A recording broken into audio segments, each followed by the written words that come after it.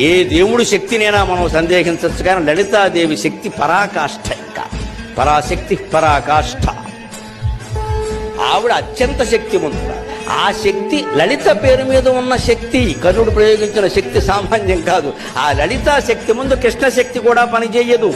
ఆయన భయపడ్డాడు. కృష్ణుడు అంటాడు, వాడైపోయి ఇది అమ్మవారి శక్తి, ఇది అమ్మవారి శక్తి. ఎందుకంటే శ్రీరాము లలితాదేవి, శ్రీకృష్ణ శ్యామలాశ్వరి. రాముడు అంత అందమైన వాడు ఎందుకేంటంటే లలితాదేవి రూపం. శ్రీకృష్ణుడు అంత ఘనకార్యాలు ఎందుకు చేయగలిగాడంటే శ్యామలాదేవి అంశ.